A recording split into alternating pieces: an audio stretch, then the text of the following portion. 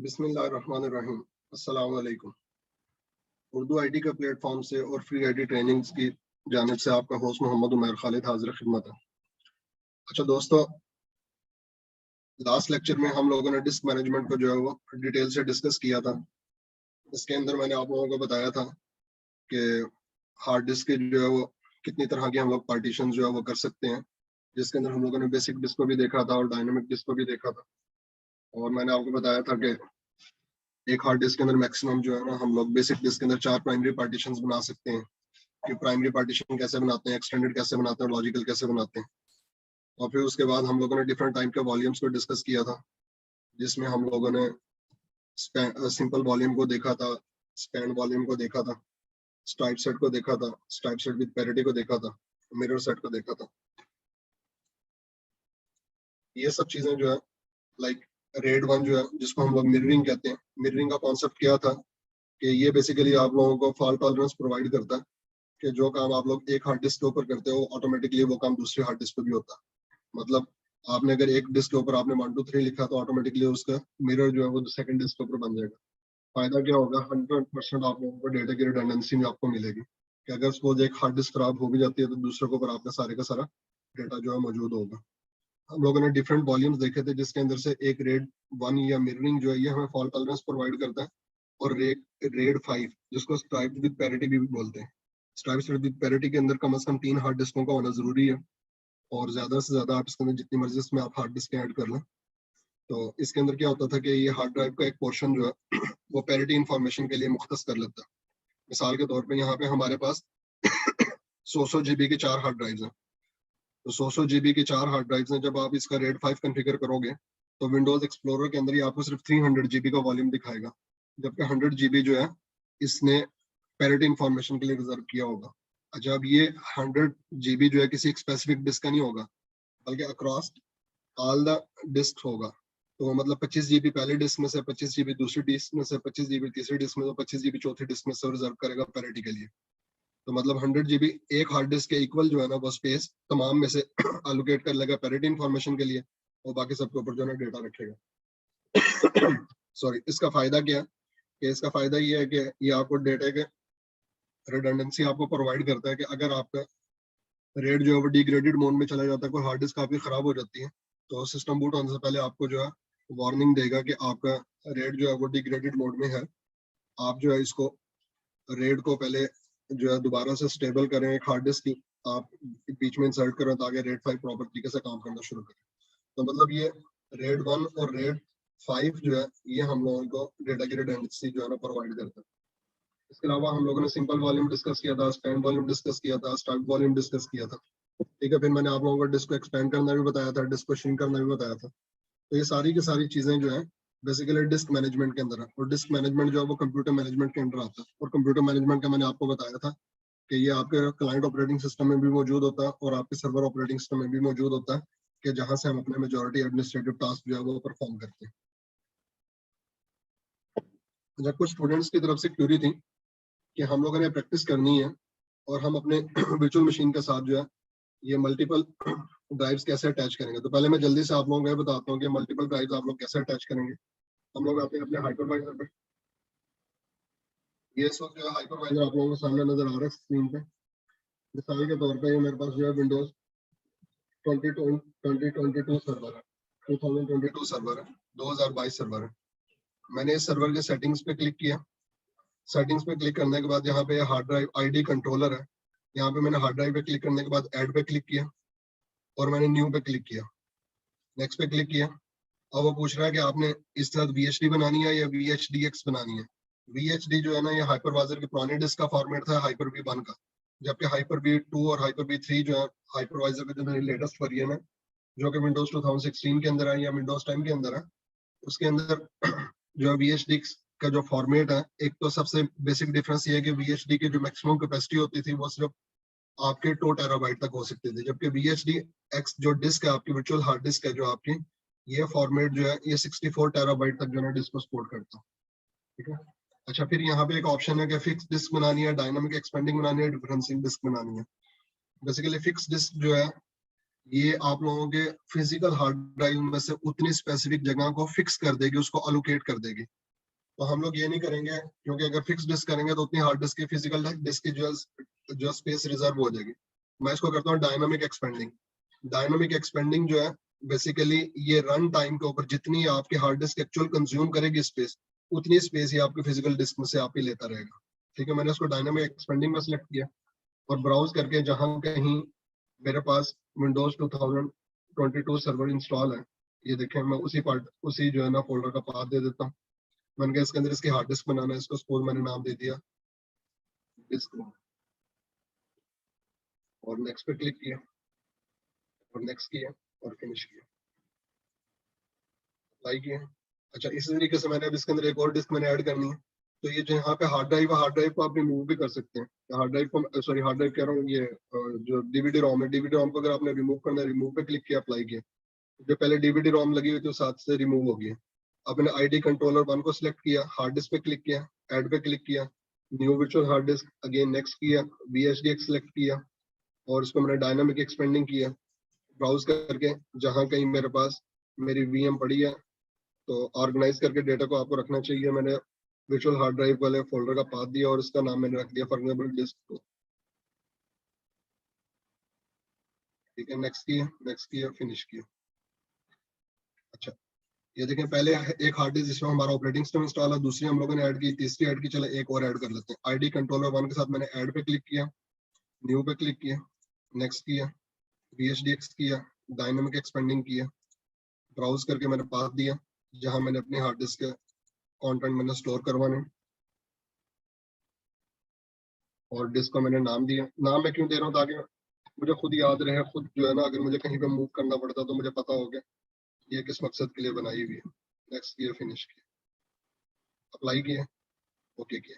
तो अब ये विंडोज 2022 सर्वर के साथ हम लोगों ने 4 हार्ड डिस्कें जो है ना अटैच कर दी है, मतलब एक पहले से थी, 3 हम लोगों ने और अटैच की। तो इस तरह से आप जो है ना वर्चुअल हार्ड ड्राइव जो है वो बीच में आप अटैच कर सकते हो। और आप लोगों ने ये डिफरेंट टाइप के वॉल्यूम्स वाला जो है आप लोगों ने प्रैक्टिकल करना हो तो आप कर सकते हो। अच्छा, ये जो वॉल्यूम होता है ना, ये पूरी की पूरी डिस्क के ऊपर आपके अप्लाई होता है। और जबकि जो बेसिक, जो प्राइमरी पार्टीशन और एक्सटेंडेड पार्टीशन और लॉजिकल पार्टीशन वाला कॉन्सेप्ट है, वो बेसिकली वो ट्रेडिशनल कॉन्सेप्ट है पूरा, कि आपके जो आम बेसिक डिस्क होती है उसके अंदर हम लोग पार्टीशन करते हैं। एक हार्ड ड्राइव को काबिल इस्तेमाल हालत में लाने के लिए सबसे पहले हम लोग उसकी पार्टीशन करते हैं।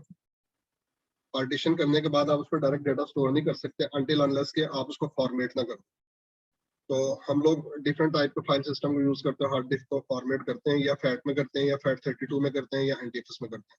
तो आज के इस लेक्चर में इंशाल्लाह हम लोग NTFS की प्रॉपर्टीज को भी डिटेल से डिस्कस करेंगे। अच्छा, कंप्यूटर मैनेजमेंट को खोलने के लिए मैंने आप लोगों को बताया था कि आप आगे क्या लिखोगे सर्च में, COMP MGMT, COMP MGMT। ठीक है, तो ये कंप्यूटर मैनेजमेंट आप लोगों के खुल के सामने आ जाएगा। देखें, डिस्क मैनेजमेंट पे क्लिक किया। अभी हम लोगों ने अपने इस सर्वर के साथ जो हम लोगों ने देखें 3 नई डिस्कें ऐड की हैं। तो जो ही 3 नई डिस्कें ऐड की हैं, सबसे पहले वो पूछ रहा है कि आप इसको MBR में रखना चाह रहे हो, जो पुराना जो मैकेनिज्म था, या GPT में। MBR stands for master boot record और GPT stands for GUID partitioning table. MBR जो है मैक्सिमम 2 टेराबाइट की डिस्क को सपोर्ट करता है, जबकि GPT जो है अप टू 64 टेराबाइट तक जो है ना वो डिस्क को सपोर्ट करता है। तो मैं उसको GPT वॉल्यूम के अंदर जो है उसको रखता हूँ। MBR को विदाउट डेटा लॉस किए गए GPT में आप कन्वर्ट कर सकते हैं, लेकिन GPT से जब आपने वापस MBR में आना हो तो आपको डेटा आपको लॉस करना पड़ेगा। इसको ओके किया मैंने। तो वैसे थर्ड पार्टी सॉफ्टवेयर होते हैं इस मकसद के लिए, जिसकी मदद से हम लोग जो है डेटा लॉस किए बगैर अपने डिस्क को वापस दूसरे फॉर्मेट में कन्वर्ट कर सकते हैं। अच्छा, ये देखें डिस्क 0, और आपको मैंने बताया था हार्ड डिस्क की नंबरिंग हमेशा 0 से स्टार्ट होती है। डिस्क 1 2 3। अभी हमारे पास 4 हार्ड डिस्क आ गई हैं, तो इसके ऊपर आप लोगों ने जो भी प्रैक्टिकल करना है, आपने स्पैन वॉल्यूम बनाना है, स्ट्राइप बनाना है, मिरर बनाना है, रेड 5 बनाना है, तो आप लोगों को सारे काम कर सकते हैं। ठीक है जी, ये तो थी जी एक पिछली चीज जो हम लोग अभी तक पेंडिंग थी। अच्छा, और ये मैंने आप लोगों को एक और चीज भी बताई थी कि आप जो है डिस्क पर राइट क्लिक करके उसको श्रिंक भी कर सकते हो। मतलब उसको आप, अगर बड़ी डिस्क है उसको छोटे में आपने उसके हिस्से आपने करने हैं, उसमें से स्पेस आपने निकालनी है। और अगर आपके पास स्पेस कम पड़ रही है और आपके पास अनअलोकेटेड स्पेस है, तो आप उसको एक्सटेंड भी कर सकते हो। तो हम एक्सटेंड भी कर सकते हो और श्रिंक भी कर सकते हैं, दोनों काम कर सकते हैं। अच्छा, एनीवे जी, ये तो थे हम लोगों का पुराना ये लेक्चर से रिलेटेड चीजें। आ जाते हैं हम लोग अपने टॉपिक की तरफ और हम लोग डिस्कस करते हैं एनटीएफएस प्रॉपर्टीज को। कि एनटीएफएस फाइल सिस्टम जो है कि बेसिकली जब भी हम लोग नई हार्ड डिस्क परचेज करते हैं, नई हार्ड डिस्क को परचेज करने के लिए करने के बाद जो है उसके ऊपर ये देखें, लास्ट टाइम हम लोगों ने टास्क शेड्यूलर लगाया हुआ था कि जैसे ही जो है लॉग इन करे तो ये पेंट ओपन होके आ जाए, तो इस वजह से पेंट ओपन होके सामने आ गया होगा। अच्छा, मैं ना इसको बल्कि आरडीपी कर लेता हूँ ताकि आप लोगों को फुल स्क्रीन जो है ना वो नजर आए। आप MSTSC माइक्रोसॉफ्ट टर्मिनल सर्विसेज और उसके बाद जो है आप इस मशीन का, जिस मशीन को हम लोग एक्सेस करना चाह रहे हैं, आप इसका आईपी एड्रेस यहाँ पर टाइप कर दोगे। हमारी इस मशीन का विंडोज 10 की मशीन का आईपी आई थिंक 59.10.168.3.15 59 है या 56?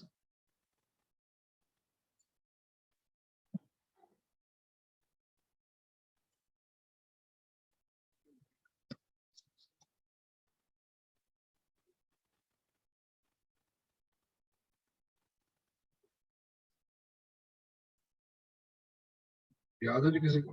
कहीं लिखा हुआ था हमने या नहीं लिखा हुआ था? यहाँ से चेक कर लेते हैं।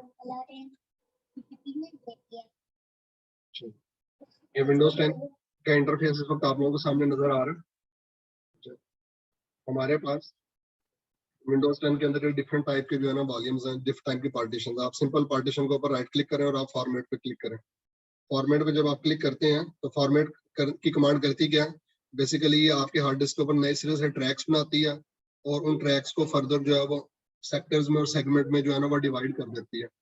तो जो स्मॉलेस्ट यूनिट होता है जहाँ पे जाके आपकी कोई फाइल स्टोर होती है, उसको अलोकेशन यूनिट भी बोलते हैं या उसको चंक भी उसको कहते हैं। ठीक है, तो जब आप एनटीएफएस में फॉर्मेट करते हैं तो बाय डिफॉल्ट इसके जो क्लस्टर जो उसका साइज होता है लोकेशन यूनिट का, वो ये होता है। आप इसको कम या ज्यादा भी यहाँ से कर सकते हैं। ठीक है, अच्छा ये यहाँ पे अभी तो फिलहाल हमें सिर्फ एनटीएफएस की ही ऑप्शन दे रहा है। ठीक है, तो वैसे ये है कि आप अपने हार्ड डिस्क को फैट में भी फॉर्मेट कर सकते हो, फैट 32 में भी और एनटीएफएस में भी। फैट और फैट 32 जो है ये पुराने फाइल सिस्टम है, जो नया फाइल सिस्टम है एनटीएफएस, इसके क्या फायदे हैं? एनटीएफएस का सबसे पहला फायदा तो ये है कि आप किसी भी एनटीएफएस ड्राइव पर राइट क्लिक करें, प्रॉपर्टीज पे क्लिक करें, तो ये जो आपको टैब्स नजर आ रहे हैं, ये सारे के सारे टैब्स जो है आप लोगों को फैट वॉल्यूम के ऊपर नजर नहीं आएंगे। ठीक है, अच्छा मसलन एनटीएफएस का सबसे बड़ा एडवांटेज ये है कि आप लोगों को file folder level security provide करता है कि आप अपने फाइल को आप जो है सिक्योर करना चाह रहे हैं, उसके ऊपर डिफरेंट टाइप के जो है आप परमिशंस असाइन करना चाह रहे हैं या रिस्ट्रिक्शंस लगाना चाह रहे हैं, वो आप कर सकते हैं। ये कैसे करते हैं? देखिए मेरे पास डी ड्राइव है, इसके अंदर मैंने राइट क्लिक किया, न्यू फोल्डर, एक मैंने फोल्डर बनाया और मैंने इस फोल्डर का नाम रखा test NTFS permissions. Test NTFS permissions के नाम से मैंने एक फोल्डर बनाया। अब इस पर डिफरेंट टाइप की मैंने सिक्योरिटी लगानी है, तो राइट क्लिक करके मैं इस फोल्डर पे प्रॉपर्टीज पे आया, तो ये सबसे पहले यहाँ पे सिक्योरिटी का टैब है। सिक्योरिटी के टैब के अंदर आके ये जो आपको ऊपर वाला जो पोर्शन नजर आ रहा है ना, बॉक्स नजर आ रहा है, इसको हम लोग कहते हैं एक्सेस कंट्रोल लिस्ट। इसको क्या बोलते हैं? ACL, access control list. और नीचे वाला जो पोर्शन है, नीचे वाला जो बॉक्स है, इसको हम लोग बोलते हैं ACE, access control entry. Access control list का मतलब ये है कि आपने किस किस को अलाउ करना है कि वो इस चीज को एक्सेस करें। एडिट पे क्लिक किया, ऐड पे क्लिक किया, आप किसी पर्टिकुलर यूजर को अगर आप अलाउ करना चाह रहे हैं, फॉर एग्जाम्पल यहाँ पे मैंने लिखा जुबैर, जुबैर लिख के चेक नेम किया। अच्छा, इस मशीन का एक लोकल यूजर है जुबैर। अब जुबैर को मैं क्या राइट्स देना चाह रहा हूँ, क्या एंटीफेस परमिशन उसको मैं देना चाह रहा हूँ? क्या उसको मैं फुल कंट्रोल देना चाह रहा हूँ या उसको मैं मॉडिफाई के राइट्स देना चाह रहा हूँ? ठीक है, अच्छा फुल कंट्रोल में और मॉडिफाई में क्या फर्क है? फुल कंट्रोल जो है ना, बेसिकली इसका मतलब ये है कि ये लाइक टू बी ऑनर है इस फोल्डर का, और जो ऑनर जो होता है या जिसके पास फुल कंट्रोल होता है, वो उसकी ऑनरशिप को स्नैच कर सकता है। वो दूसरों को जो है ना, दूसरे यूजर्स को ऐड इस एक्सेस कंट्रोल लिस्ट में कर सकता है, या इस एक्सेस कंट्रोल लिस्ट से यूजर्स को रिमूव कर सकता है। जबकि जिस यूजर के पास मॉडिफाई के राइट्स होते हैं ना, वो सिर्फ और सिर्फ इस फोल्डर के अंदर मौजूद फाइल्स या फोल्डर्स को या सब डेटा को या कंटेंट्स को मॉडिफाई कर सकता है, उनको चेंज कर सकता है, फोल्डर की परमिशंस को छेड़खानी नहीं कर सकता। ठीक है, अच्छा जो सबसे कम राइट्स हैं वो आपके रीड के हैं। रीड का मतलब सिर्फ आपने रीड करना ही, बल्कि फाइल में भी आप चेंज नहीं कर सकते। आप फुल कंट्रोल देना चाह रहे हैं, मॉडिफाई देना चाह रहे हैं, रीड एंड एग्जीक्यूट देना चाह रहे हैं, ठीक है, तो यहाँ से हम सिलेक्ट कर सकते हैं। फॉर एग्जाम्पल मैंने जुबैर को राइट्स दिए सिर्फ मॉडिफाई के, ठीक है, अप्लाई किए, ओके किए। ये देखें अब ये जुबैर खालिद जो है ना वो इस फोल्डर को मॉडिफाई कर सकता है, लेकिन इसकी परमिशंस को जो वो चेंज नहीं कर सकता। तो एनडीएफएस का सबसे पहला एडवांटेज क्या है कि इसके अंदर हम लोग जो है ना फाइल फोल्डर लेवल जो है ना सिक्योरिटी वो हम लोग लगा सकते हैं। अच्छा, इसके अलावा दूसरा एडवांटेज आप लोगों का एनडीएफएस का क्या है कि बेसिकली आप एनडीएफएस फाइल सिस्टम के अंदर जो है ना अपने डेटा को आप इनक्रिप्ट भी कर सकते हैं। इनक्रिप्ट का मतलब ये है कि non readable form of data is called encryption. कि मिसाल के तौर पे इसके अंदर मैंने एक न्यू फाइल बनाई, मैं एक सिंपल टेक्स्ट फाइल बना रहा हूँ यहाँ पे ना,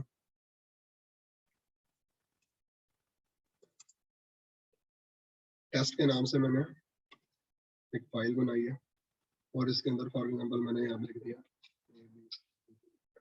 ये मैंने लिख दिया, इसमें कुछ वर्डिंग मैंने लिख दी, ठीक है। अब इसमें मैं इनक्रिप्शन लगाना चाह रहा हूँ, राइट क्लिक किया, मैं इसकी प्रॉपर्टीज पे आया, प्रॉपर्टीज पे आने के बाद यहाँ से मैंने एडवांस पे क्लिक किया और ये यहाँ पे देखें एक टैब है encrypt content to secure data, okay किया, अप्लाई किया, ओके किया और ओके कर दिया। जो ही मैंने इनक्रिप्ट किया तो यहाँ पे देखें लॉक साइन आ गया इस फाइल इसके ऊपर, फाइल के ऊपर, ठीक है। अच्छा, non readable form of data is called encryption. अच्छा, अभी तो मैंने इसको जो है खोला तो ये खुल गया, क्यों? क्योंकि मैं खुद इसका जो है ना वो ऑनर हूँ, ठीक है। लेकिन एक ऐसा यूजर जो इसका ऑनर नहीं था, जिसके पास सिर्फ रीड की परमिशन है, अगर आपने इसको इनक्रिप्ट किया तो वो जब इसको एक्सेस करने की कोशिश करेगा तो उसको एरर आ जाएगा, the content of file are encrypted. तो नॉन ऑनर्स यूजर जो है ना इसको आपके एक्सेस ही नहीं कर पाएंगे, ठीक है। मतलब फाइल उनको नजर आ रही होगी लेकिन वो जब इसको खोलेंगे तो उनका एरर आ जाएगा। अच्छा, एक चीज है यहाँ पे इंक्रिप्शन और दूसरी चीज है यहाँ पे कंप्रेशन। कंप्रेशन का मतलब क्या है कि आपने डेटा को कंडेंस करके रखना है, आपने डेटा को आपने सुकेड़ के रखना है, तो मतलब आपने डेटा को श्रिंक करके रखना है। इसका फायदा क्या है कि आपके पास 100 GB की आपके पास हार्ड डिस्क है, लेकिन 100 GB के हार्ड डिस्क के ऊपर आप 110 GB का डेटा स्टोर करना चाह रहे हो, तो आप डेटा को कंप्रेस करके रख सकते हो, श्रिंक करके रख सकते हो, तो थोड़ी जगह पे फिर आपका जो है वो ज्यादा डेटा आ जाएगा। अभी इसकी बिल्कुल मिसाल ऐसे ही है कि आपके हैंगर के ऊपर कपड़े लटक रहे हो तो वो कबर्ड में आपकी ज्यादा जगह, आपके ज्यादा वॉल्यूम ऑक्यूपाई करते हैं।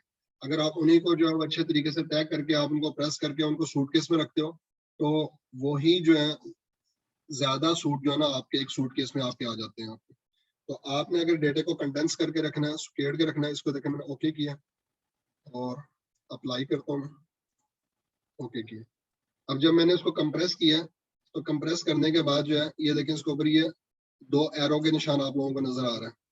तो ये एरो का निशान अगर आप पे होगा तो इसका मतलब क्या है, डबल एरो का निशान है कि इसका मतलब है कि ये कंप्रेस हुई भी है फाइल, ठीक है। इसको अनकंप्रेस करना हो, सिंपल राइट क्लिक करें, प्रॉपर्टीज में एडवांस के अंदर आगे इसकी मैंने कंप्रेशन खत्म कर दी, अप्लाई किया और ओके किया।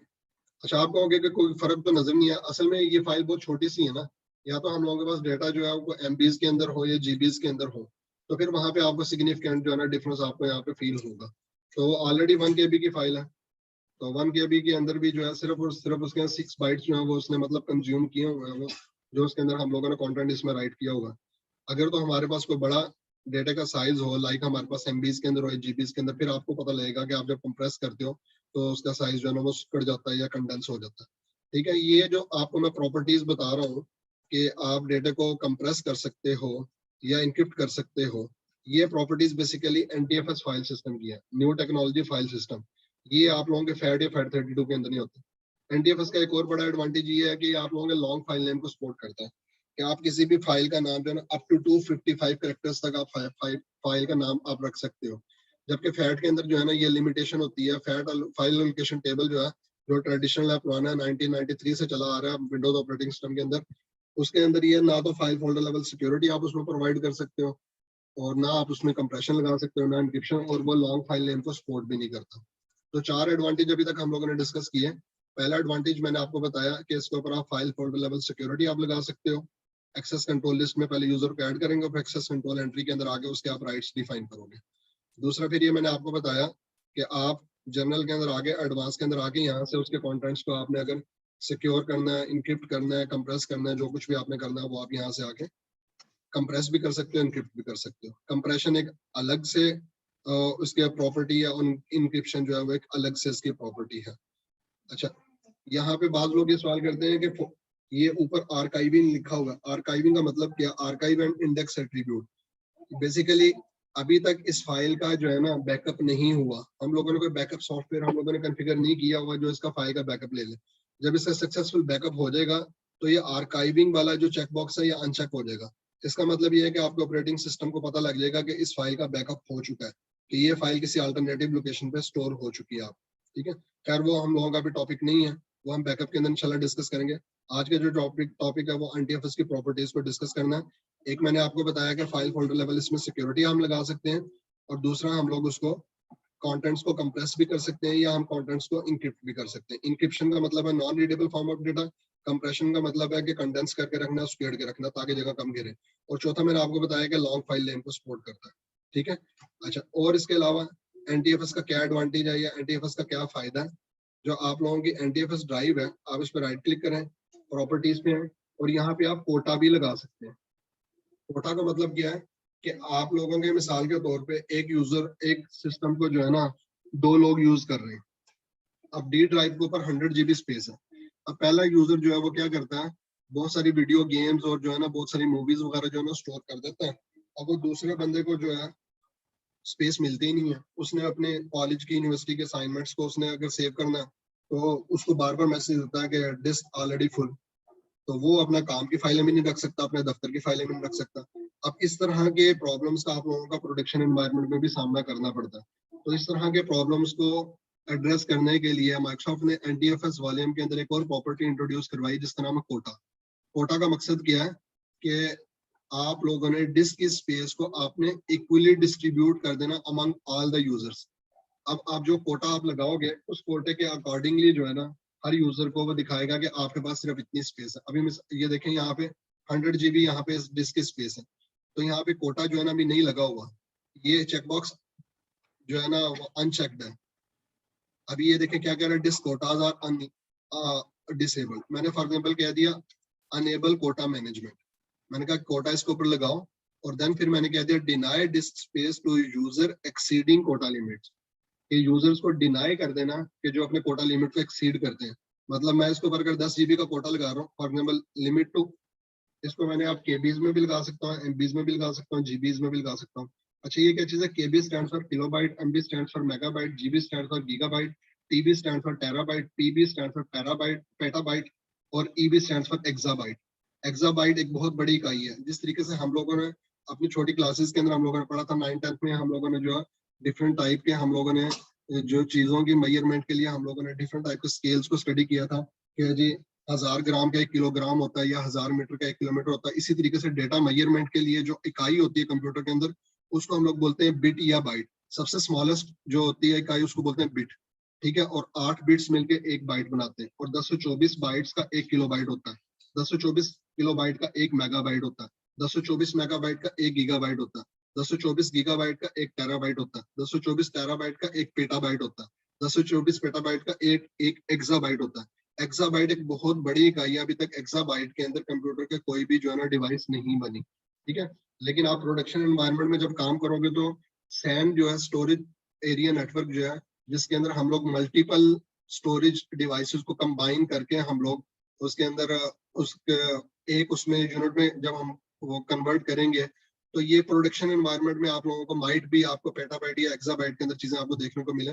अमूमी तौर पे अभी तक जो हार्ड ड्राइव्स आ रही हैं या जीबीज के अंदर आ रही हैं, मैक्सिमम टीबीज के अंदर आ रही है, टेराबाइट के अंदर आ रही हैं या गीगाबाइट के अंदर आ रही है, ठीक है। तो अच्छा, मैंने इसके ऊपर फॉर एग्जाम्पल लगा दिया 10 GB का कोटा लगा दिया। सेट वार्निंग लेवल 9 GB, यहाँ पे मैंने कर दिया 9 GB। मैंने यहाँ पे कहा कि जी यूजर्स जब 9 GB तक जब पहुंच जाए तो फिर उसके बाद जो है क्या हो कि उनको वार्निंग आना शुरू हो जाए कि जी आप अपने जो है ना कोटा लिमिट को आप रीच करने वाले हो, ठीक है, इसमें से डिस्क स्पेस फ्री करो। तो 9 GB को ऊपर वार्निंग लगा दी, 10 GB को मैंने इसका डिनाई लेवल इसका मैंने सेट कर दिया।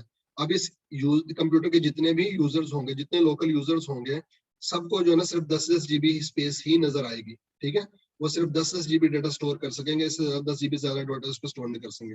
अच्छा, अब यहाँ पे है कि log event when a user exceed their quota limit, के जो है ना इसका इवेंट जो है ना एक जनरेट कर दो, इसका लॉग जो है ना जनरेट कर दो। कहाँ पे नजर आएगा? इवेंट व्यूअर में नजर आएगा। लास्ट लेक्चर में हम लोगों ने डिस्कस किया था इवेंट व्यूअर को। कि अब आप ये कहोगे कि ये क्या मतलब है कि ये लॉग इवेंट मैंने user exceed their quota limit. Actually ये जो कोटा लिमिट होती है ना, ये बेसिकली नॉर्मल यूजर्स के ऊपर अप्लाई होती है। जो एडमिन होते हैं या एडमिन के जो मेंबर होते हैं ना, एडमिन ग्रुप के जो मेंबर होते हैं, वो एग्जम्प्टेड होते हैं। जो आम बेसिक सिंपल यूजर हैं उनके ऊपर तो कोटा अप्लाई होगा। ये जो बैकअप ऑपरेटर के मेंबर हैं, जो रिमोट डेस्कटॉप के मेंबर हैं, जो एप्लीकेशन ऑपरेटर के मेंबर हैं, उनको तो कोटा अप्लाई होगा। लेकिन जो एडमिनिस्ट्रेटर के जो मेंबर होते हैं, एडमिनिस्ट्रेटर्स ग्रुप के जो मेंबर होते हैं, उन पर कोटा अप्लाई नहीं होता। मतलब जो कंप्यूटर का एडमिनिस्ट्रेटर है वो 10 GB को एक्सीड कर सकता है। ये उस केस के अंदर है log event when user exceed their quota limit. कि अगर मिसाल के तौर पे 2-3 एडमिनिस्ट्रेटर हैं, किसी के एडमिनिस्ट्रेटर ने 10 GB ज्यादा स्टोर कर दिया, तो उस केस के अंदर ये उसका इवेंट जनरेट करेगा इवेंट में।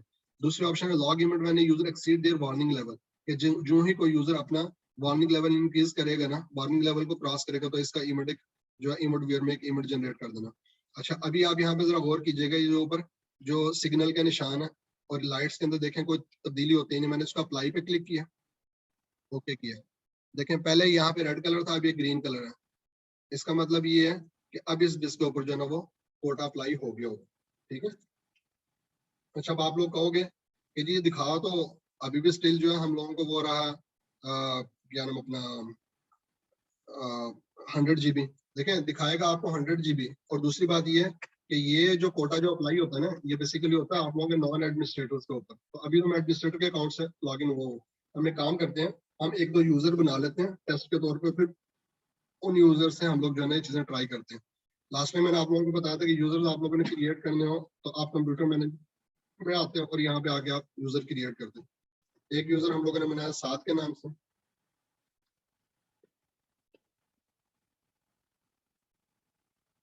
इसका पासवर्ड मैंने कुछ रख दिया, इस चेकबॉक्स को खत्म कर दिया, सिंपल यूजर मैंने एक बनाया। ठीक है। अच्छा, हम एक काम करते हैं कि 7 के अकाउंट से हम लोग जो है ना लॉग इन करवाते हैं। अच्छा, वो एक चले पहले ये प्रैक्टिकल कर लेते हैं, फिर उसके बाद नेक्स्ट जो है ना आगे हम लोग मूव करते हैं। मैंने उसको साइन आउट किया इस मशीन को। साइन आउट करने के बाद दोबारा सेंड ऑल कंट्रोल डिलीट किया, और यहाँ पे मैंने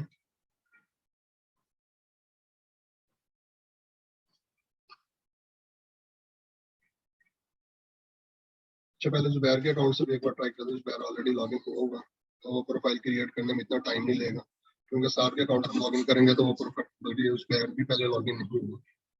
लेकिन आपको मैंने बताया था कि जब भी पहली बार जो है नया यूजर जब लॉग इन करता है तो उसको जो है लॉग इन करते हुए थोड़ा सा टाइम इस वजह से लगता है कि वो उसकी प्रोफाइल क्रिएट कर रहा होता है, उसकी डेस्कटॉप की जो है ना वो सेटिंग कर रहा होता है।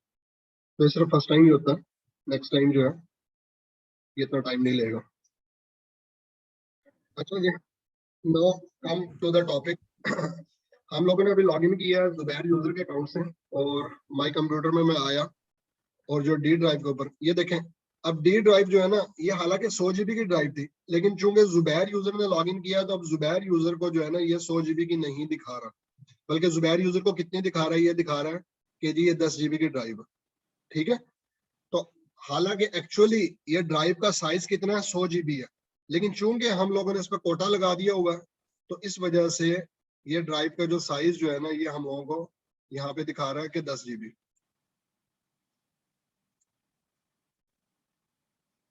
अच्छा, अब ये यहाँ पे आप ये क्वेश्चन करोगे, ये हो सकता है कि ये कोई कहे कि जी ये तो जुबैर जो है कोटा खत्म भी कर देगा। देखें जुबैर अभी एडमिनिस्ट्रेटर का मेंबर है, इस वजह से जुबैर के पास ये सारी ऑप्शंस इनेबल आ रही हैं। अगर हम लोग जुबैर की एडमिन प्रिविलेजेस उसके रिवोक कर लेते हैं और जुबैर को बना देते हैं हम लोग सिंपल यूजर, तो फिर जुबैर इन ऑप्शंस को छेड़खानी नहीं कर सकता। उसको ये सारी की सारी ऑप्शन जो है ना वो ग्रे आउट नजर आ रही होंगी। ठीक है। अच्छा, कोटा क्लियर है? कोटे की समझ लगी आप लोगों को कोटा क्या चीज होती है?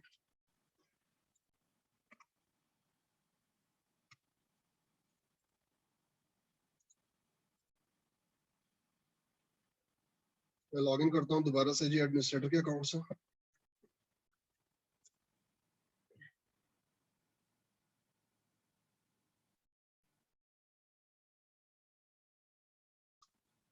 एडमिनिस्ट्रेटर के अकाउंट से हम लोगों ने दोबारा लॉग इन किया और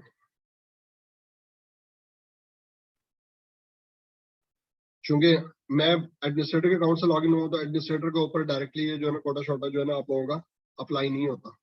ठीक है, जो एडमिनिस्ट्रेटर के मेंबर्स होते हैं उनके ऊपर होता तो है अप्लाई, लेकिन वो चेंज अगर करना चाहें तो कर सकते हैं।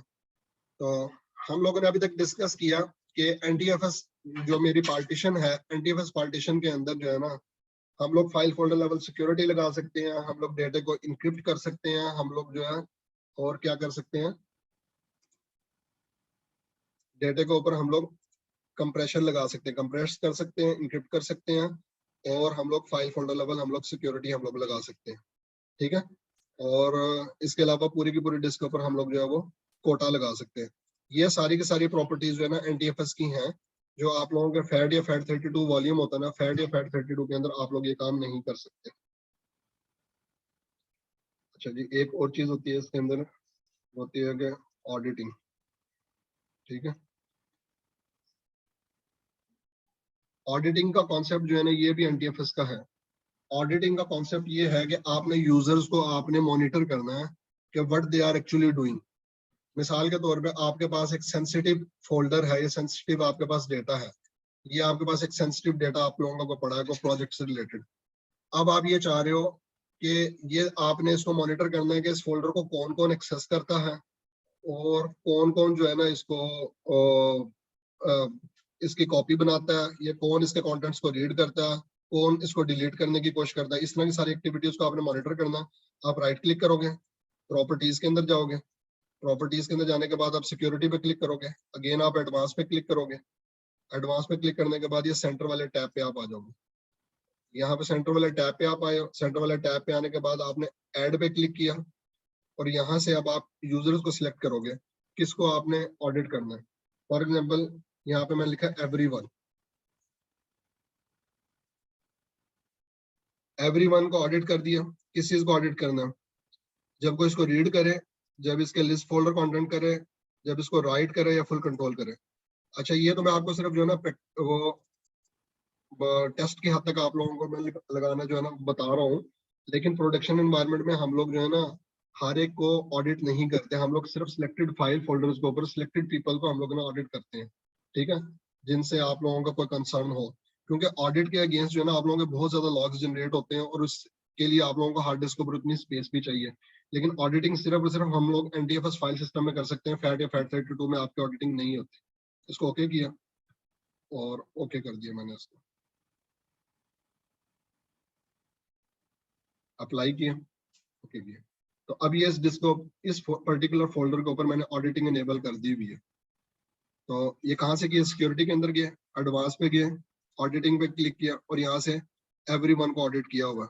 अच्छा, जब सक्सेसफुल ऑडिटिंग होगी ना तो उसका इवेंट के केस के अंदर जो है ना, जब आप इवेंट व्यूअर में देखोगे सिक्योरिटी के टैब में जाके वहां पे चाबी का निशान बना होगा, और फेलियर ऑडिटिंग के केस के अंदर जो है ना वहां पे ताले का निशान बना होगा। अच्छा, अभी हम लोग एक काम करते हैं कि जो जुबैर यूजर है ना, जुबैर यूजर को इसको मॉडिफाई किया हुआ था ना, मैं जुबैर यूजर की परमिशंस को चेंज करता हूँ, और परमिशंस को चेंज करने के बाद मैंने कर दिया उसको डिनाई। जुबैर को क्या कर दिया मैंने? डिनाई। अप्लाई किया, यस किया, ओके किया। अच्छा, डिनाई की जो परमिशन होती है ना, ये सबसे ज्यादा पावरफुल परमिशन होती है, ये सारी की सारी परमिशंस को ओवरराइड कर देती है। ठीक है, वैसे तो देखने में ये लगता है कि फुल कंट्रोल सबसे ज्यादा इख्तियार होते हैं, ये जब हम परमिशंस का कंपैरिजन पढ़ेंगे ना तो उसमें आप लोग ये चीजें देखोगे। जो डिनाई जो है ना सबसे ज्यादा पावरफुल। अब मिसाल के तौर पे जुबैर यूजर जो है ना वो 3 ग्रुप्स का मेंबर है। जुबैर जो है एडमिन का मेंबर भी है, जुबैर अकाउंट्स का मेंबर भी है, जुबैर एचआर का मेंबर भी है। एडमिन वालों ने ना जुबैर को दिया हुआ फुल कंट्रोल, ठीक है, और एचआर वालों ने दिया हुआ तो जुबैर को मॉडिफाई। अब अगर जुबैर के पास मॉडिफाई के राइट्स भी हैं और फुल कंट्रोल के भी हैं, एक ग्रुप उसको कह रहा है कि आप मॉडिफाई कर सकते हो, एक ग्रुप उसको कह रहा है फुल कंट्रोल कर सकते हो। तो जो आप लोगों की लीस्ट रिस्ट्रिक्टिव परमिशन होती है ना वो आपकी इफेक्टिव परमिशन होती है। ठीक है, लीस्ट रिस्ट्रिक्टिव परमिशन का मतलब क्या है कि एडमिन ने चूंकि आपको फुल कंट्रोल दे दी तो आपको हर जगह पे फुल कंट्रोल मिल जाएगा, भले किसी दूसरे ग्रुप ने आपको रिस्ट्रिक्ट किया। लेकिन अगर जुबैर को अकाउंट्स ग्रुप ने डिनाई कर दिया एक्सप्लिसिटली, अब भले एडमिन ने फुल कंट्रोल दिया होगा और HR वालों ने उसको मॉडिफाई की परमिशन दी है, लेकिन चूंकि अकाउंट्स ने डिनाई कर दिया तो उसको हर जगह से उसको डिनाई हो जाएगा। अच्छा, मैंने उसको ओके किया और अब हम लोग लॉग ऑफ करके लॉग इन करते हैं जुबैर के अकाउंट से।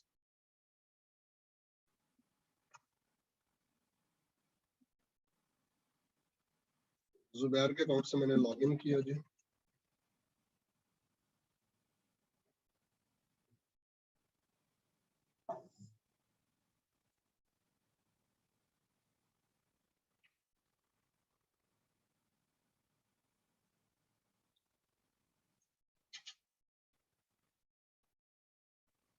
डी ड्राइव के अंदर आए, जुबैर साहब ने इस फोल्डर को खोलने की कोशिश की। वो क्या कह रहा है, you don't currently have permission to access this folder. उसने कंटिन्यू पे क्लिक किया, ठीक है। You have denied permission to access this folder, कि भाई आपको तो राइट ही नहीं है इस फोल्डर खोलने के। तो अब ये देखें, एडमिनिस्ट्रेटर ने एक सिंपल यूजर जो है, आम जो मतलब प्रोडक्शन एनवायरनमेंट में ऐसे होता है, हर किसी को एडमिनिस्ट्रेटर नहीं बनाते, जो नॉन एडमिन यूजर्स हैं। अब ये इसकी प्रैक्टिकल इंप्लीमेंटेशन क्या होगी, मिसाल के तौर पर असाइनमेंट्स का एक फोल्डर है, अब वो एक शेयर फोल्डर आप लोगों ने बनाया हुआ है, उसके ऊपर आप लोग आम यूजर्स को अगर आप डिनाई करना चाहो तो आप उसको डिनाई कर सकते हो। वो असाइनमेंट्स का फोल्डर टीचर के लिए है, टीचर्स को आप लोगों ने फुल कंट्रोल दिया, स्टूडेंट्स को आप लोगों ने डिनाई कर दिया। तो स्टूडेंट्स जो है ना उस फोल्डर को एक्सेस कर ही नहीं सकते, सिर्फ टीचर उसका डेटा जो है ना वो। अब उसने एक तो ये किया जुबैर ने कि उसको खोलने की कोशिश की, जब खुला नहीं ना तो जुबैर साहब ने कहा ऐसी की तैसी, उसने डिलीट पे क्लिक किया, अब वो डिलीट भी नहीं कर सक रहा। अच्छा, जुबैर ने कहा यार देखो तो सही है, परमिशन है किसके पास। प्रॉपर्टीज पे गया, वो सिक्योरिटी पे गया, वो कह रहा कि you must have the read permission to view the properties of this object, कि इवन के आपको ये इख्तियार भी नहीं है कि आप इस ऑब्जेक्ट की परमिशंस को देख सको, ठीक है। ये क्या किया हुआ हम लोगों ने, जुबैर यूजर को हम लोगों ने एक्सप्लिसिटली हम लोगों ने डिनाई कर दिया, ठीक है। इसको मैं लॉग ऑफ कर साइन आउट करता हूँ, दोबारा एडमिनिस्ट्रेटर के अकाउंट से लॉग इन करते हैं।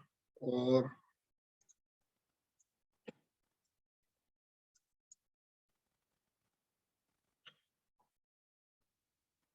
अच्छा, जब हम लोग ऑडिटिंग कन्फिगर करते हैं ना, ऑडिटिंग कन्फिगर करने के बाद जो है ना, ऑडिटिंग वैसे ही काम करना नहीं शुरू कर देते हैं। एक तो है कि आपका फाइल सिस्टम आपका एनटीएफएस होना चाहिए, आपका फाइल सिस्टम एनटीएफएस होना चाहिए, वो तो था। उसके बाद आप लोगों ने फाइल फोल्डर के ऊपर जाके प्रॉपर्टीज पे गए, एडवांस पे गए, सॉरी प्रॉपर्टीज पे गए, सिक्योरिटी पे गए, सिक्योरिटी के एडवांस के अंदर आए, और एडवांस के अंदर आके ऑडिटिंग पे क्लिक किया, और यहाँ से आपने ऐड किया जिस बंदे को भी, या हर एक को अगर ऑडिट करना है तो आप यहाँ से उसको आपने ऐड करवा दिया। लेकिन अब क्या इसके रिजल्ट्स इसके इवेंट बियर के अंदर आ रहे होंगे, कि जो अभी हम लोगों ने काम करके देखा, ठीक है। इवेंट बियर को मैं आप लोगों के सामने खोलता हूँ।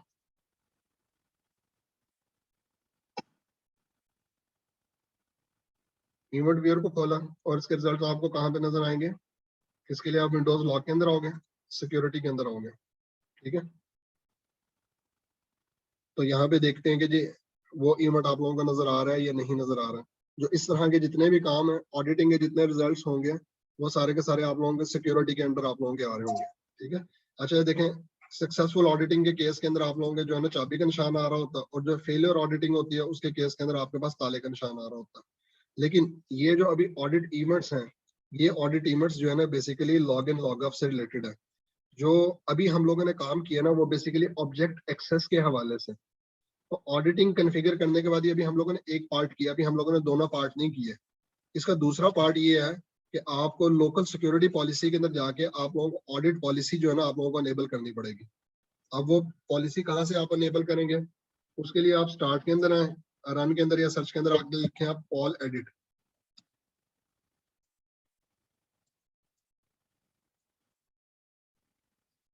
मैंने पॉल लिखा है ना, तो ये लोकल सिक्योरिटी पॉलिसी आ गई हुई है।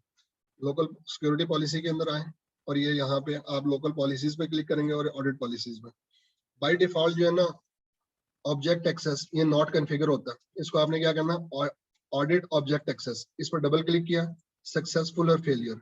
मैंने कहा सक्सेसफुल इवेंट्स को भी ऑडिट करना और फेलियर इवेंट को भी ऑडिट करना। सक्सेसफुल का मतलब ये है कि एक बंदा वो काम कर गुजरे तो उस इवेंट को कैप्चर करना है, और फेलियर का मतलब उसने अटेम्प्ट की वो काम करने की लेकिन उसमें सक्सेसफुल नहीं हुआ। तो ये ऑडिटिंग के दो पार्ट हैं। एक पार्ट तो ये है कि आपने फोल्डर के ऊपर राइट क्लिक किया, प्रॉपर्टीज पे गया, सिक्योरिटी पे गया, एडवांस पे गया, ऑडिट टैब के अंदर आके आपने यूजर प्रिंसिपल के अंदर आके उस पर्टिकुलर यूजर को या ग्रुप को या हर एक को आपने ऐड करवा दिया। और दूसरा काम ये है कि आप लोगों ने लोकल सिक्योरिटी पॉलिसी के अंदर आने के बाद लोकल पॉलिसीज में आओगे, ऑडिट पॉलिसीज में आओगे, और यहाँ पे सिर्फ और सिर्फ अभी फिलहाल आप लोगों ने ऑडिट ऑब्जेक्ट एक्सेस को आपने सेलेक्ट करना है, और दोनों तरह की ऑडिटिंग आप लोगों ने सेलेक्ट कर देनी। ठीक है, अच्छा ये हो गया जी ऑडिटिंग, ऑडिटिंग से रिलेटेड। तो इसको मैं दोबारा से एक बार इस मशीन को लॉग ऑफ करता हूँ, जुबैर के अकाउंट से लॉग इन करते हैं और देखते हैं कि ये इवेंट हमारा कैप्चर हुआ या नहीं हुआ।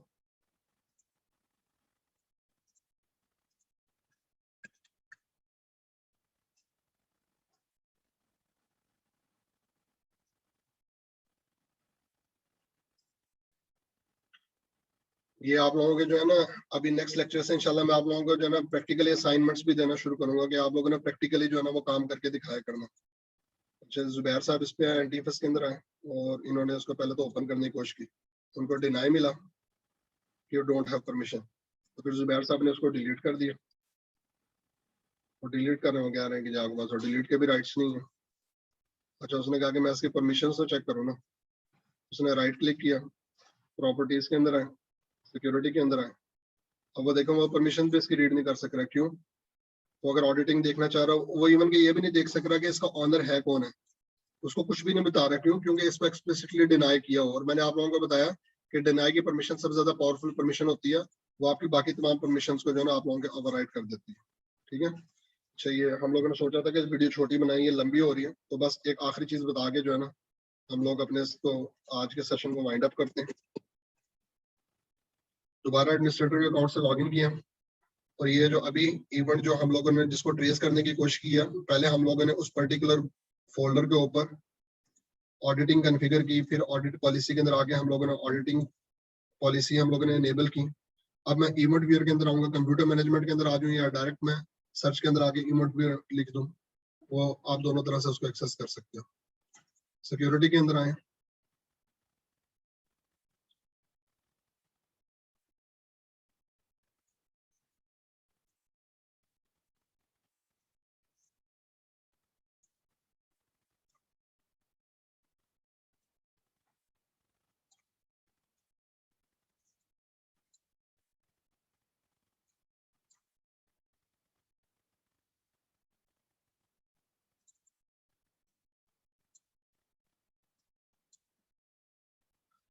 ये log in log of event दिखा रहा है, सिस्टम इंटीग्रिटी दिखा रहा है, स्पेशल लॉगिन दिखा रहा है, ऑडिट ऑब्जेक्ट एक्सेस।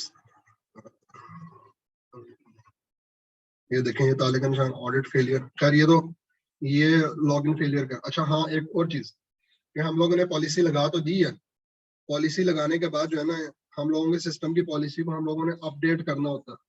तो अपडेट करने के लिए एक तरीका तो ये कि आप सिस्टम को रिस्टार्ट कर लें, या दूसरा तरीका ये होता है कि आप लोग यहाँ पे कमांड दें, कमांड प्रॉम्प्ट पे GP update slash force, GP update slash force की कमांड आप जब देते हो ना, तो तब वो फोर्सफुली पॉलिसी आपकी अप्लाई होगी। मतलब पॉलिसी लग तो गई है, लेकिन पॉलिसी लगने के बाद अभी देखें, अभी तक यहाँ पे हम लोगों को ऑडिट ऑब्जेक्ट एक्सेस का कोई भी इवेंट नजर नहीं आ रहा। उसकी वजह ये है कि हम लोगों ने पीछे से इनेबल कर दिया, लेकिन पॉलिसी अभी तक इफेक्टिव नहीं हुई।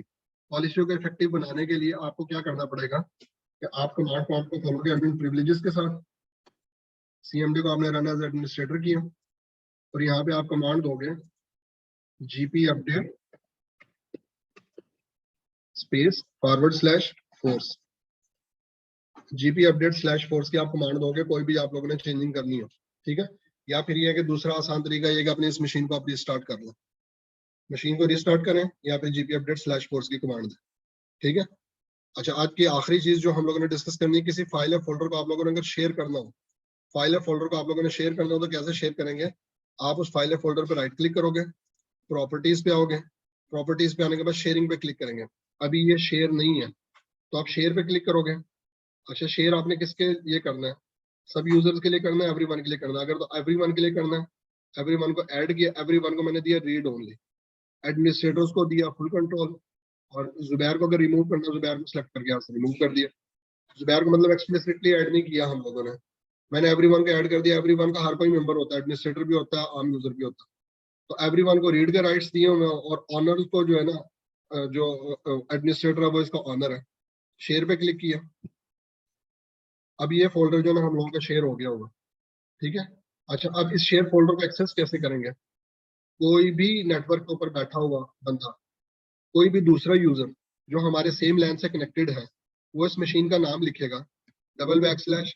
अच्छा, आपको मैंने नाम चेक करने के बताया था कि कंप्यूटर का आप लोगों ने नाम चेक करना हो तो क्या कमांड होती है, होस्ट नेम, ठीक है।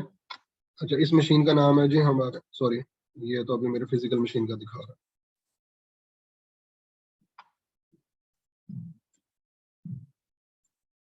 यहाँ पे मैंने कमांड दी होस्ट नेम जी, मेरी इस मशीन का नाम है विन पीसी विन 10-PC01। इसको मैंने ऐसे सिलेक्ट किया और यहाँ पे एडिट के अंदर आके इसको मैंने कॉपी कर दिया। अच्छा, मेरे इस नेटवर्क पे कोई भी दूसरा बंदा वो क्या करेगा, वो स्टार्ट के अंदर आएगा और रन के अंदर आगे या सर्च के अंदर आगे डबल बैक स्लैश इस मशीन का नाम लिखेगा तो इस मशीन को एक्सेस कर लेगा। अगर तो इसके ऊपर कोई फोल्डर शेयर हुआ होगा तो वो फोल्डर जो है वो यहाँ पे जो है वो दिखा रहा होगा, ठीक है। हम लोगों ने अभी शेयर किया लेकिन वो नजर क्यों नहीं आ रहा। अच्छा सॉरी, ये शेयर हुआ ही नहीं था, ये आपने शेयर करना, हम लोगों ने ओके नहीं किया था। ऐड पे क्लिक किया, शेयर पे क्लिक किया, डन पे क्लिक किया, ठीक है। Still not sharing.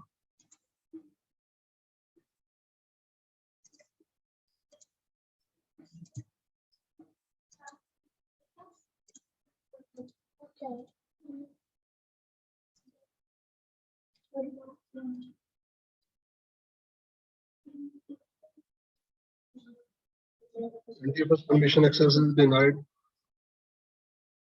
किसको डिनाई किया हुआ जी।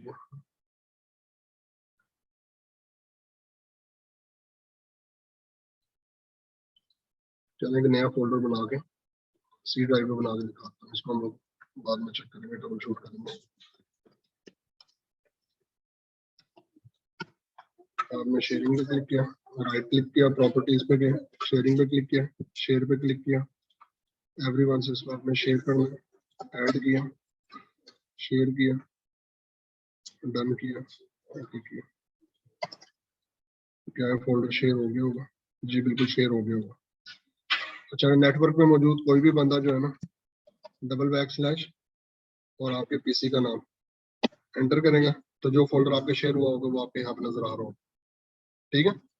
और जितने उसको राइट्स दिए होंगे, अच्छा फिर जिस तरह हम लोग एनटीएफएस परमिशन सेट कर सकते हैं ना, अलाउ डिनाई जो कुछ भी करना है, इसी तरीके से हम लोग शेयरिंग की परमिशन भी सेट कर सकते हैं कि जब आप किसी फोल्डर के, जो हम लोगों ने टेस्ट शेयरिंग वाला फोल्डर है, इस पर राइट क्लिक किया, प्रॉपर्टीज पे गए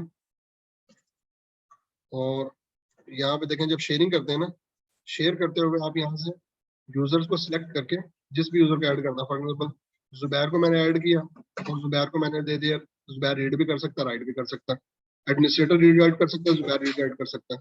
अच्छा, एवरी वन के अंदर साथ भी आता है, साथ को मैंने ऐड किया, साथ को ऐड करने के बाद मैंने कर दिया कि साथ को मैंने यहाँ से बल्कि रिमूव कर, उसको मैंने डिनाई कर दिया। अब डिनाई मैंने साथ को एक्सप्लिसिटली कैसे करना है, तो साथ को एक्सप्लिसिटली डिनाई करने का तरीका ये है कि जो इसकी जो एनटीएफएस परमिशन है, एनटीएफएस परमिशन के अंदर जाके आप उसको डिनाई कर दें,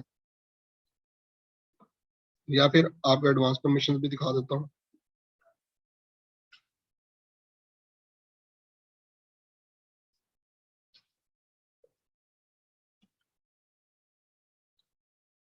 और यहाँ से साथ को कर दिया डिनाई, ठीक है। अब इसके हम लोग राइट क्लिक करके प्रॉपर्टीज पे आए, सिक्योरिटी पे आएंगे तो ये इसकी एंटीफस परमिशन है, और शेयरिंग पे आए और यहाँ पे जो परमिशन हम लोगों की सेट हुई है, ये हम लोगों की शेयरिंग परमिशन है, ठीक है। एवरीवन को फुल कंट्रोल दिया हुआ और साथ में एक्सप्लिसिटली डिनाई किया हुआ। साथ को ये जब साथ अपने कंप्यूटर से बैठ के इसको लॉग इन करेगा ना, तो वो मशीन का नाम देगा, वो लिखेगा डबल बैक स्लैश और मशीन का नाम, उसको ये नजर तो आ रहा होगा, लेकिन जब वो डबल क्लिक करेगा उसको एक्सेस डिनाइड आ जाएगा, वो अंदर नहीं जा सकेगा। क्यों? क्योंकि उसको एक्सेस डिनाई हुआ होगा। तो आज जी हम लोगों ने क्या सीखा, आज हम लोगों ने सीखा है जी, आज के लेक्चर के अंदर एनटीएफएस की प्रॉपर्टीज को हम लोगों ने डिस्कस किया, जिसके अंदर मैंने आप लोगों को बताया कि एनटीएफएस जो आप लोगों को फाइल फोल्डर लेवल सिक्योरिटी आप लोगों को प्रोवाइड करता है, ठीक है। एक्सेस कंट्रोल लिस्ट के अंदर आगे आप यूजर को ऐड करेंगे, एक्सेस कंट्रोल एंट्री के अंदर आगे उसके एक्सेस लेवल डिफाइन करेंगे, और जो लीस्ट रिस्ट्रिक्टिव परमिशन होती है आपकी इफेक्टिव परमिशन होती है, लेकिन आप लोगों के डिनाई परमिशन सारी परमिशन को ओवरराइड कर देती है। उसके बाद हम लोगों ने दूसरी चीज आज के लेक्चर के अंदर देखी है कि आप कंप्रेशन लगा सकते हैं या आप इंक्रिप्ट कर सकते हो, ठीक है। फिर उसके बाद जो है मैंने आप लोगों को बताया कि आप लोगों ने अगर फाइल या फोल्डर को ऑडिट करना हो तो सिक्योरिटी के अंदर जाएंगे, एडवांस के अंदर जाएंगे और यहाँ से आप ऑडिटिंग उसकी इनेबल कर दो, ठीक है। और उसके बाद फिर ऑडिट पॉलिसी के अंदर आकर ऑडिट पॉलिसी आप लगाओगे, ठीक है। फिर उसके बाद हम लोगों ने ड्राइव के ऊपर कोटा लगाया, ड्राइव पर राइट क्लिक किया और उसके ऊपर प्रॉपर्टीज पे गया और यहाँ पे जाकर हम लोगों ने उसको कोटा कॉन्फ़िगर किया। और फिर लास्ट चीज मैंने आप लोगों को बताया कि किसी फाइल या फोल्डर को अगर आप लोगों ने शेयर करना हो तो वह कैसे करते हैं, ठीक है। नेक्स्ट लेक्चर में इंशाल्लाह हम लोग डिफरेंट एनटीएफएस के रूल्स को डिस्कस करेंगे। जब हम लोग एक फाइल या फोल्डर को एक एनटीएफएस पार्टीशन से दूसरी एनटीएफएस पार्टीशन में कॉपी करते हैं या मूव करते हैं तो उसका क्या बिहेवियर होता है, तो क्या परमिशंस वो टारगेट की इनहेरिट करता है या रिटेन करता है सोर्स की, या परमिशंस की खत्म हो जाती है। इस तरह के रूल्स को, एनटीएफएस के रूल्स को हम लोग डिस्कस करेंगे इंशाल्लाह। अच्छा, एक और चीज चले, ये आज हम लोगों ने फोल्डर को शेयर कर दिया ना, तो कंप्यूटर मैनेजमेंट के अंदर हम लोगों ने जो अभी तक चीजें डिस्कस की हैं उसके अंदर एक चीज से शेयर फोल्डर, तो आप यहाँ से आगे देख सकते हो कि आपके कंप्यूटर में क्या क्या चीज शेयर हुई हुई है। तो ये देखें, एक फोल्डर आप लोगों के शेयर हुआ हुआ है, बाकी कुछ के साथ ये डॉलर लगा हुआ है, ये बेसिकली होता है हिडन शेयर। बाई डिफॉल्ट आपकी सारी की सारी ड्राइव आपकी हिडन शेयर होती हैं आपकी, तो सी डी अब जितनी ड्राइव हिडन शेयर है, लेकिन फोल्डर सिर्फ और सिर्फ आप लोगों का एक शेयर हुआ होगा। तो इंशाल्लाह नेक्स्ट हम लोग इसको यहीं से कंटिन्यू करेंगे। उस वक्त तक के लिए इजाजत जी, अस्सलाम वालेकुम, अल्लाह हाफिज। अल्लाह हाफिज।